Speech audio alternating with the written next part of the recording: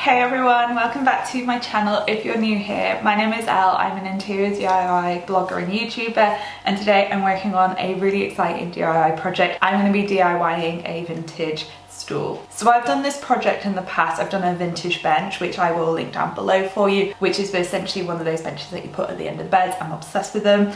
I knew when I bought that particular piece of wood that I was going to be doing this project for my bathroom makeover. Obviously just had to wait until we were about to begin the bathroom makeover, which is where we are at the moment. We're sort of at the beginning stages of it, and I figured whilst I fill the time waiting for materials to come in, I would do this project and then we can add it into the room once we're at the pretty stage of that makeover. Do go check out where we are already on that progress. We are just beginning to start things and I'm very excited for what we're going to be doing in that space. So the process of making this bench is somewhat similar to the process that we did for the bedroom bench. We're obviously going to be trying out some new tricks and stuff and new ways to distress, which I'm very excited about. So make sure you go and check out the video, see what we did previously, and then compare and contrast.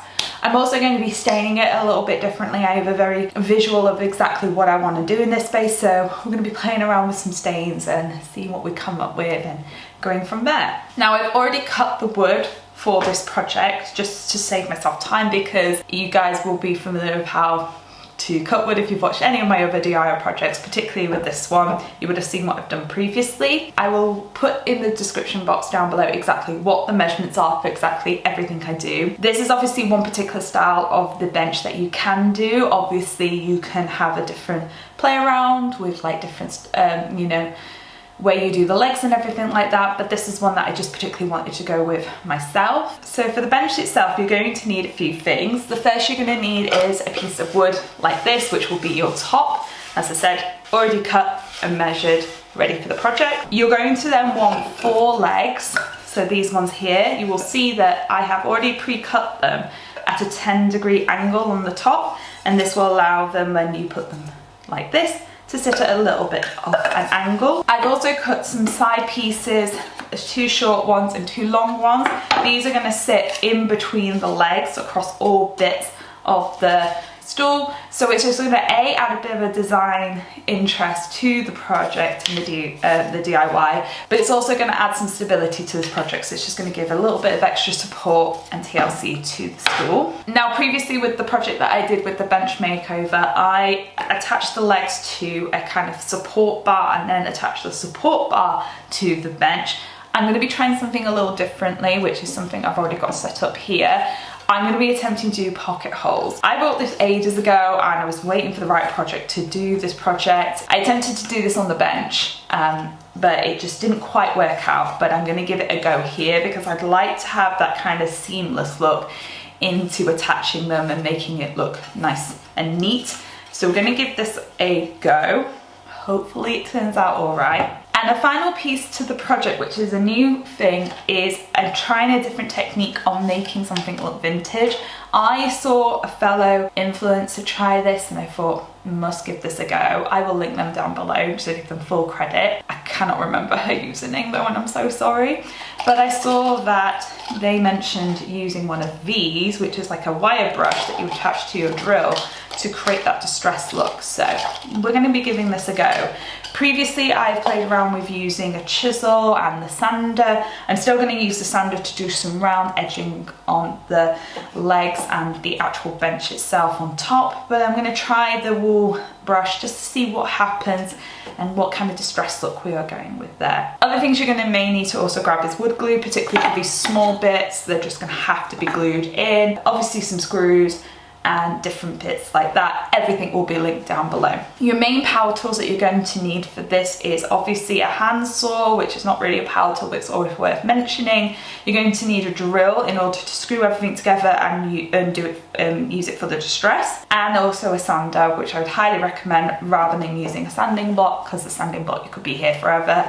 These are all kind of beginner level tools that I would recommend everybody having in their DIY cupboard or box or wherever you keep your DIY projects. They're all very easy to use. I would highly recommend them. So as I mentioned, everything is already pre-cut. We are pretty much ready to go. So let's get you set up and let's attempt pocket holes for the first time.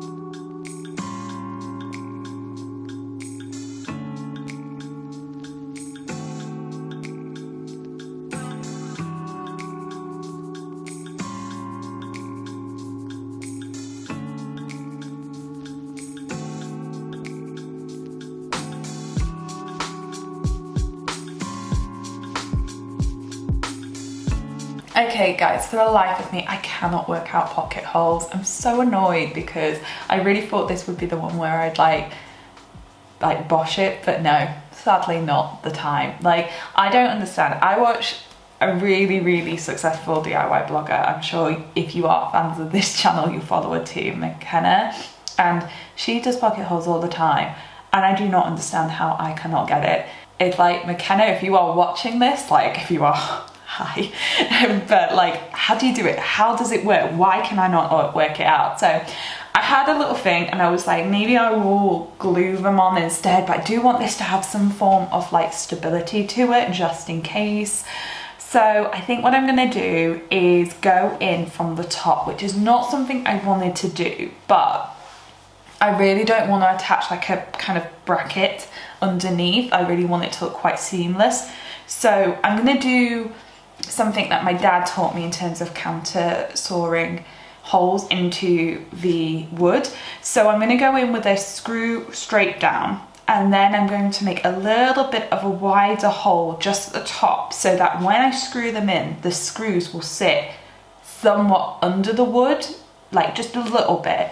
And then that way, once they're secure and in place, I can actually fill the holes up and smooth it across, and then people won't be the wiser that there's actually screws in there, apart from you guys watching this. So I'm going to measure out on here exactly where I need the holes to go, because I want to make sure this is all in line. So I'm going to take my time with it, and then we will start drilling some holes in. I will say recently I invested in a pack of wood drill bits, and oh my god, they've made my life so much easier. I got these for the front door makeover, and yeah, I can't recommend them enough. Actually having the right drill bit, it makes such a difference to your projects. Like, the ones I had previously came with this drill, so they're universal, so they did work on wood, but this is like nothing compared.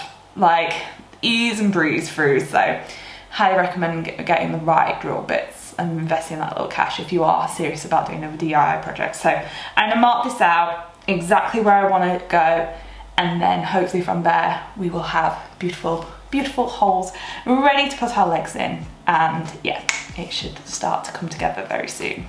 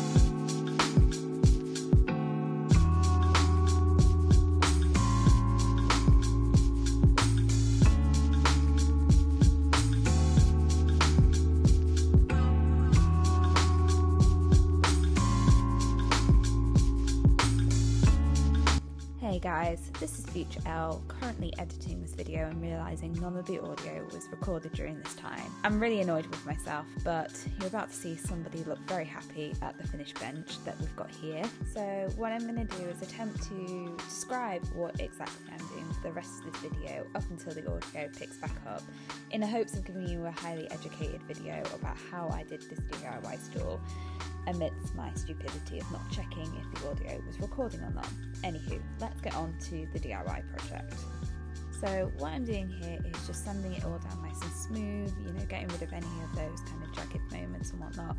I'm also rounding off the corners on the top part of the stool, and also just kind of working the sander into different parts of the project, you know, really getting those kind of like crevices and those grooves that you would find in a vintage stool that you would have found in a thrift store.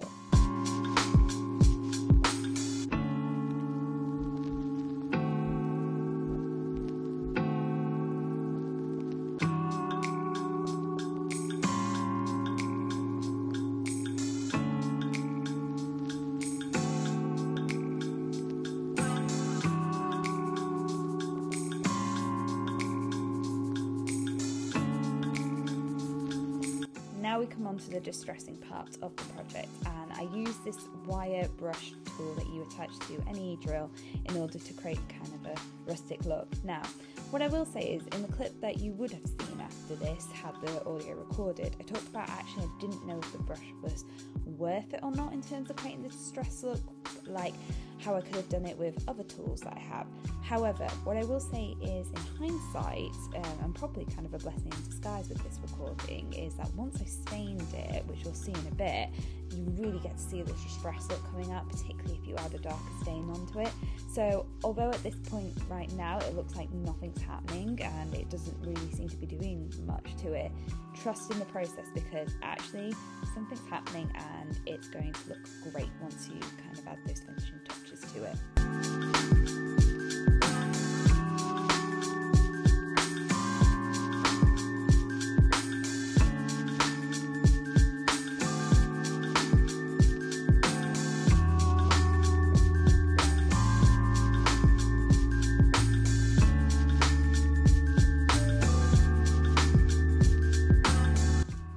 Moving on to the staining part of this project, and wanting to create a custom look to this stool, one that you wouldn't find anywhere else, I knew that the stain I wanted to do had to be unique and individual. Taking inspiration from a previous DIY project, which is the vintage breadboards that I did not too long ago, what I did with this project is mix the stains together. So right now you can see that I'm applying a dark oak stain to the stool. This is a nice stain, but it can bring out the yellow undertones in the wood, and I really don't want that for this project. So what I will be going over it in is a walnut finish. Now, I've used this walnut finish on my coffee table, which you will have seen in another DIY project. The walnut's lovely, it's a really nice dark rich tone, but it can be a little too dark at times. And what I found is that putting it on top of the dark oak, it neutralises the yellow undertones that I really don't like in that stain and gives it this really nice rustic finish. What's interesting about this as well is that this is a combination that I did on one of the breadboards projects, and the finish results is completely different to that of the one that I did for the breadboards. It just goes to show that even when you're using the same type of wood, which I am here, I'm using some timber, which is what I used previously, you know, no two pieces of wood are the same, and the results can vary and really have a unique feel to them. And it's something that I love doing when it comes to working with words, like you just never know what you're going to get.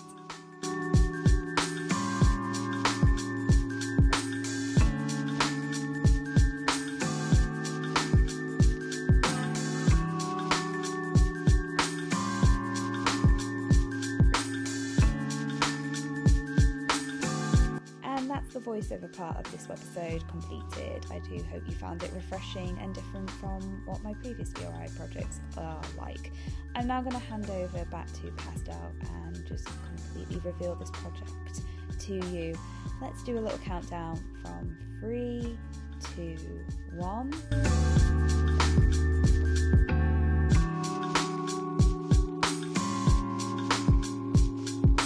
Okay, it is the next day and the stool is completed. I am so happy with how it turned out. It looks so beautiful and rustic. I can't wait to get this upstairs. For the moment, I've just got it here next to my sofa, which I actually don't hate, and kind of want to make another one for this area here because it's actually like a really nice piece next to my sofa. So maybe we'll be trying this DIY again in the future. But yeah, so excited to take this upstairs once the bathroom makeover is done, which if you are not subscribed to the channel already, make sure you are so you don't miss out on those projects coming up. Hope you liked this video. Let me know in the comments below if you're going to try it out. And yeah, thank you so much guys for watching this video, and have a lovely rest of your week, and I will see you guys very, very soon. Bye.